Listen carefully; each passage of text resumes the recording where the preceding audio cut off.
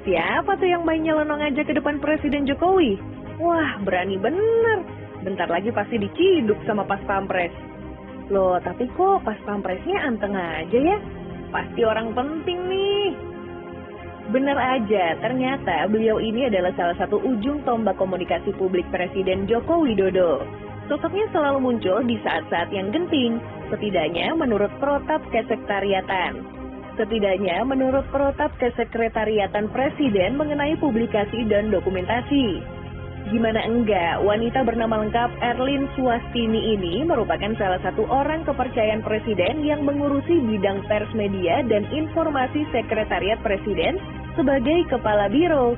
Oh, pantesan aja nggak ada yang berani. Walau perawakannya bertubuh mungil, tapi itu menjadi kelebihan tersendiri bagi Erlin. Nggak terhitung berapa kali beliau bergegas mendekati Presiden dengan wajah serius, berbincang sebentar, dan kemudian kembali ke tempatnya guna memberi ruang bagi Presiden dan jajarannya untuk menemui para kulit tinta.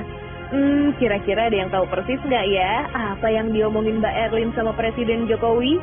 Seperti ketika dirinya pertama kali menjadi buah bibir ketika menginterupsi langkah Presiden yang saat itu berada dalam acara penyerahan pesawat C-130 Super Hercules dari Kementerian Pertahanan yang diwakili Sang Menteri Prabowo Subianto kepada Kepala Staf TNI Angkatan Udara Marsikal Fajar Prasetyo di Pangkalan TNI AU Halim Perdana Kusuma, Jakarta pada Rabu 24 Januari 2024 kemarin. Dirinya tampak seperti membriefing Presiden mengenai sesuatu yang kelihatannya penting banget kalau dilihat dari tergopoh-gopohnya Mbak Erlin saat menghampiri Presiden.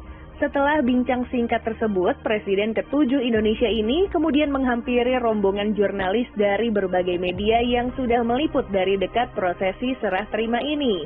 Presiden Jokowi menyampaikan bahwa keberadaan pesawat angkut seperti Hercules sangat dibutuhkan oleh negara seperti Indonesia, baik dalam keadaan perang maupun non-perang.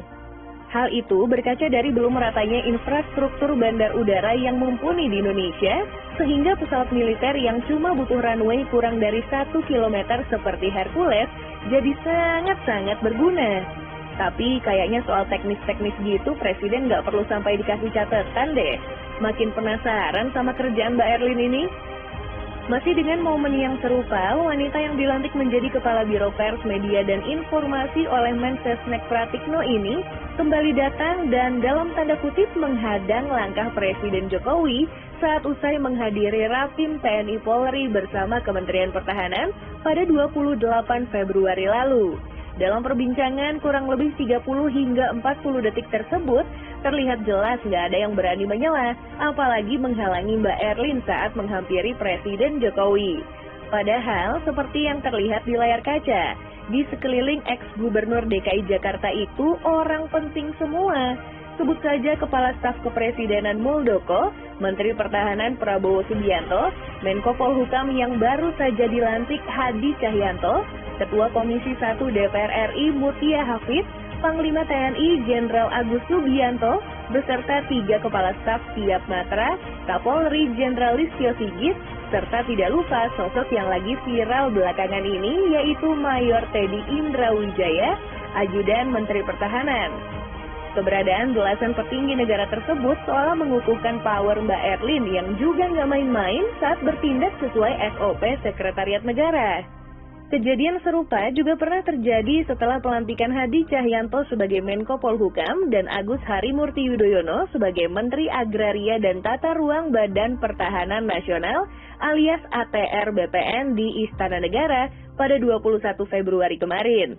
Seperti biasa, setelah diskusi singkat dengan salah satu tangan kanannya itu, Presiden kemudian menghampiri awak media untuk memberikan pernyataan resmi halayak.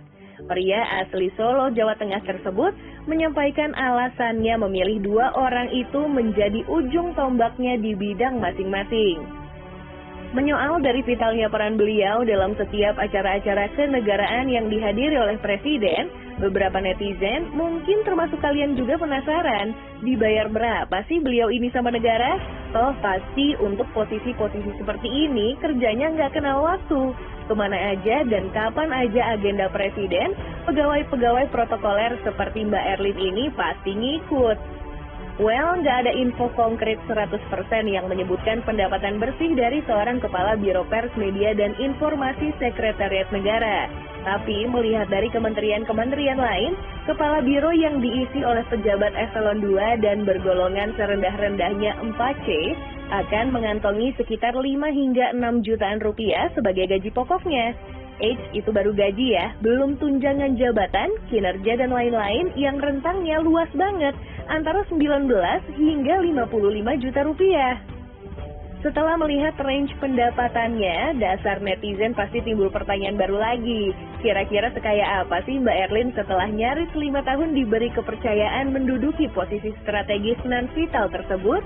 Kalau untuk pertanyaan ini, kita bisa ngasih jawaban konkret.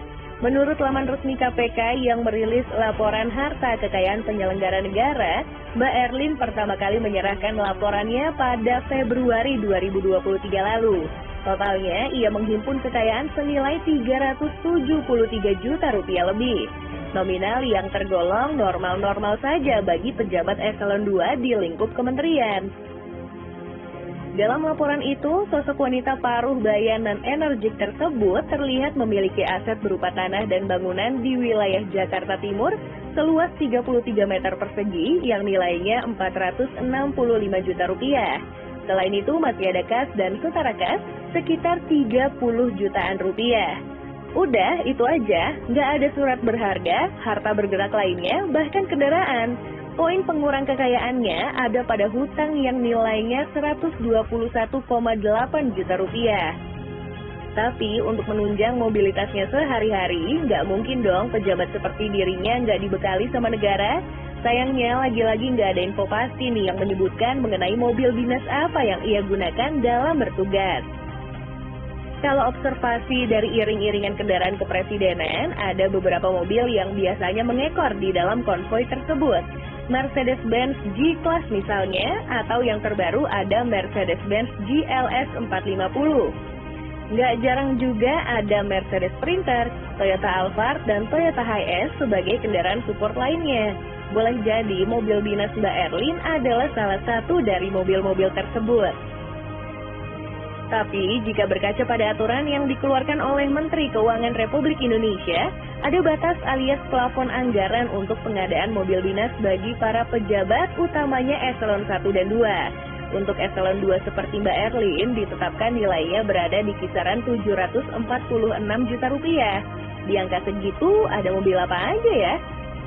Gampang, pejabat pada umumnya menggunakan Toyota Innova Zenix, Toyota Fortuner, hingga Toyota Foxy dan Mitsubishi Pajero Sport. Beberapa di antaranya malah masih kembalian beberapa puluh juta. Tapi andai saja mobil tersebut diadakan sejak tahun 2019 lalu, mungkin mobil sekelas Toyota Camry yang 5 tahun lalu harganya masih sekitar 650-an bisa menjadi opsi yang masuk akal kan? Well, semoga beliau tetap sehat dalam menjalani tugas sebagai abdi negara di bidangnya ya.